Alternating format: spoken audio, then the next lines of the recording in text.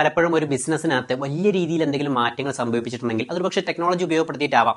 അങ്ങനെ ഒരു technology integrate ചെയ്യാൻ നിങ്ങൾ പ്ലാൻ ചെയ്യുകയാണെങ്കിൽ നിങ്ങൾ ശ്രദ്ധിക്കേണ്ട ഒരു കാര്യം അവിടെ ഓട്ടോമേറ്റ് ചെയ്യാൻ പറ്റുന്ന എന്തെങ്കിലും അവസരങ്ങൾ ഉണ്ടോ എന്നുള്ളതാണ്. അതെ, നമ്മുടെ സ്ഥാപനത്തിൽ നമ്മുടെ ടീമും സ്റ്റാഫുകളൊക്കെ ചെയ്തുകൊണ്ടിരിക്കുന്ന ചെറുതും വലുതായിട്ടുള്ള ഒരുപാട് ജോലികളുണ്ട്. അവിടെ ഒരു പക്ഷേ മനുഷ്യൻ ചെയ്തു കഴിഞ്ഞാൽ അബദ്ധങ്ങളും എറേഴ്സും സംഭവിക്കാൻ സാധ്യതയുള്ള കുറേ കാര്യങ്ങൾ ഉണ്ടാവാം. ചില ജോലികളൊക്കെ റിപ്പീറ്റ് ചെയ്ത് വീണ്ടും വീണ്ടും ഒരേ ജോലിനെ ചെയ്തുകൊണ്ടിരിക്കുന്ന കാര്യങ്ങൾ ഉണ്ടാവാം, ആവർത്തിക്കുന്ന ജോലികൾ.